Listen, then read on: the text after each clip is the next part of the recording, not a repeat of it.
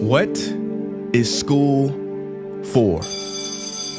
Feel free to call me slow, but I spent 16 years going to school, and I still don't know. When I finished, I didn't know how to do my own taxes, purchase a home, or apply for a loan. I didn't know a thing about investments, building credit, or getting a job. I graduated at the top of my class, and what did I have? This fancy diploma to sit at home with my mom. But luckily, they did teach me some important skills like factoring trinomials and how mitochondria is the powerhouse of the cell. I'm so happy I remember the Pythagorean theorem, because it helped me a lot. Okay, I'm lying. Let me stop. Because all the stuff they taught me, truthfully, I forgot. Mom, remember when you would ask me, what did you learn in school today? And I would say, nothing much. I wasn't being modest. The truth about it, Mom, is I had already forgotten. And it's not just me. Millions of students sing the same song.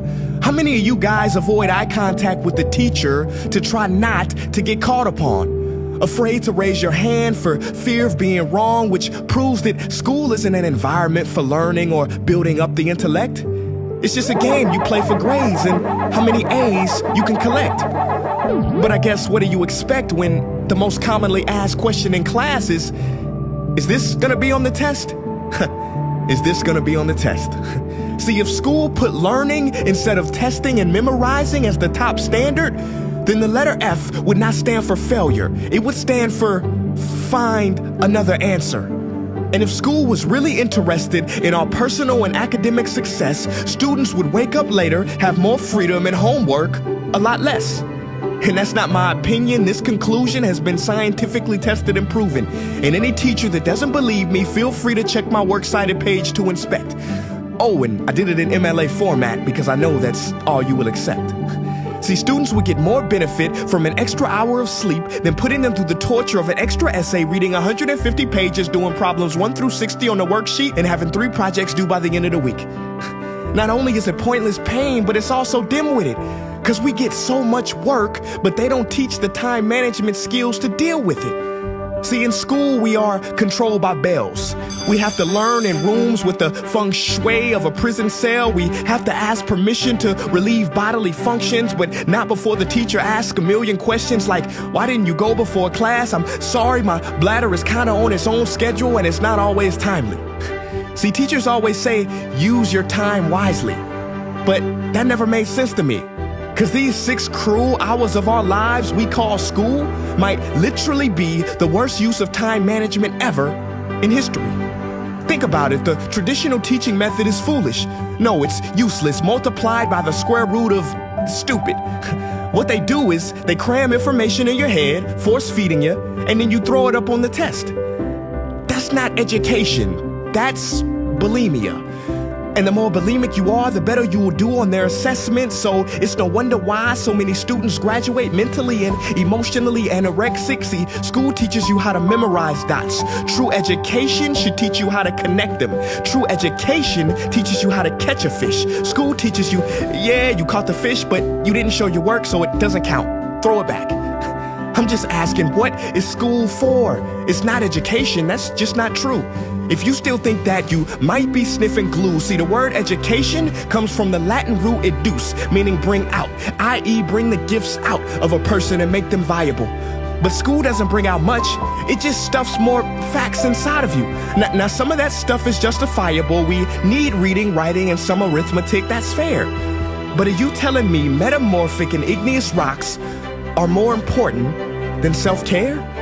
If suicide is the 3rd leading cause of death of ages 10 to 24, and Harvard studies suggest the biggest predictor for success is self-control and emotional health, then why the heck aren't we taught how to handle stress, bullies, or rejection? How about anxiety or depression? You know, skills we need for our entire lives. Bro, I don't even know how to cook. I'm honestly surprised I'm still alive. But hey, at least I can name all the battles that happened in the Civil War. Seriously, what is school for? Some say you need it to be successful, and that's something we do not doubt. But do you own a MacBook or iPhone? Did you know they both were created by a dropout? Are you watching this video on Facebook or YouTube? Doesn't matter which you choose. They both were created by dropouts. Ever use Snapchat, WhatsApp, shopped at Whole Foods? Well, thank a dropout. Does your home furniture come from IKEA? Okay, don't get the wrong idea. He was not a dropout. Don't be a fool. I mean, how could he drop out? Ingvar Kamprad, founder of IKEA, never even went to school. I know what you're thinking. He's just picking and choosing. There's millions who didn't go to school that aren't successful. Who is he fooling? And you're right. But open your history books and start perusing. You'll find the very people we idolize in school never really had formal and/or secondary schooling. I'm talking George Washington, Abe Lincoln. America's best presidents had zero school between them. Ben Franklin, Thomas Edison, shall I proceed? Ernest Hemingway, Mark Twain, Teddy Roosevelt, Margaret Mead. Now please, I'm not saying drop out, because some schools are great and many teachers are rare treasures. I'm saying that there's a difference between people who are smart and people who score better. I'm saying that your future is something that no test will ever measure. Even if that test begins in 3 letters like SAT, ACT, it's BS if they say those determine your LIFE. No, your destiny is in your hands. You must shape it to be great. So don't expect school to open doors, because it's more likely to slam them in your face. Sometimes I wonder about all the dreams lost in school and how much potential goes to waste.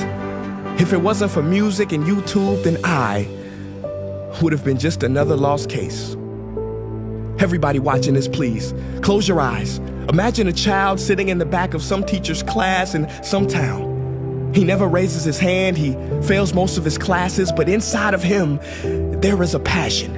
And if nurtured and brought out, will lead him to discover the cure for cancer. But you see, I'm afraid that child's gift will never come out. He will never win the Nobel Prize award because in class he was ignored and his worth was judged only by his scores. So teachers, principals, parents, advisors, and students, I ask one more time, what is school for?